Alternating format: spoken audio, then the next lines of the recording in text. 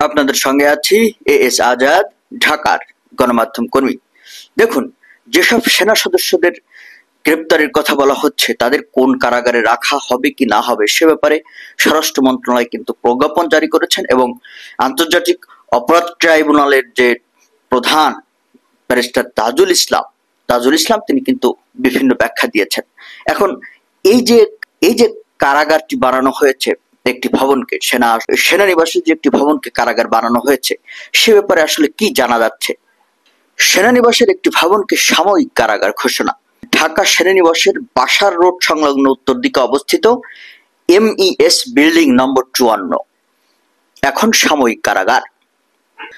স্বরাষ্ট্র মন্ত্রণালয়ের প্রজ্ঞাপনে বিষয়টি কিন্তু ঘোষণা করা হয়েছে। সেই প্রজ্ঞাপনে বলা হয় যে যথাযথ কর্তৃপক্ষের আদেশক্রমে এই আদেশ জারি করেছে স্বরাষ্ট্র মন্ত্রণালয়ের। আদেশটি অবিলম্বে কার্যকর করা হবে।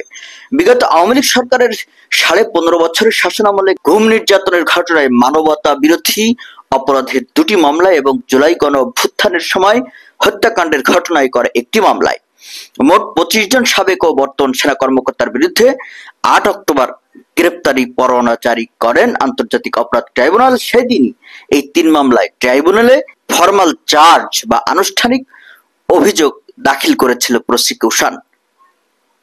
এখন এই কারাগার নিয়ে আইনি কি জটিলতা রয়েছে সে বিষয়টি কিন্তু মানুষ জানতে চাচ্ছে। আসুন আমরা বিষয়টি জানার চেষ্টা করি।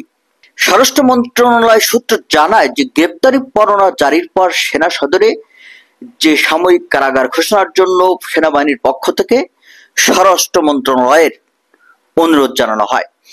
সেই অনুরোধের পরিপ্রেক্ষিতে স্বরাষ্ট্র মন্ত্রণালয় থেকে প্রজ্ঞাপন জারি করে ওই ভবনকে সাময়িক কারাগার ঘোষণা করা হয়েছে। এর আগে বাংলাদেশ সেনাবাহিনীর পক্ষ থেকে সংবাদ সম্মেলনে জানানো হয় যে 15 জন কর্মকর্তাকে সেনা হেফাজতে নেওয়া হয়েছে। তাদের মধ্যে একজন কর্মকর্তা অবসর প্রস্তুতিমূলক ছুটিতে অর্থাৎ LPR এ আছেন। মামলার নির্দিষ্ট তারিখে সেনাবাহিনী আসামিদের হাজির করবে এবং আসামিদের ট্রাইব্যুনালে হাজির করবে এবং আদালতের কার্যক্রম শেষে আবার হেফাজতে নিয়ে যাওয়া হবে। এখন আইন মন্ত্রণালয় কি বলছে? আইন মন্ত্রণালয় সূত্র জানায় যে সরকার যদি কোনো বাড়িকে সাব জেল কিংবা উপকারাগার ঘোষণা করে সেখানে মামলার আসামি রাখতে পারেন এমন নজির রয়েছে। কোন নির্দিষ্ট জায়গাকে সাব জেল ঘোষণা করার ক্ষমতা সরকারের আছে। কোন জায়গাকে কারাগার ঘোষণা করা হচ্ছে তা ট্রাইব্যুনালের বিবেচ্য বিষয় নয়। তবে আসামিকে গ্রেপ্তার করার 24 ঘন্টার মধ্যে আদালতে আনতে হবে।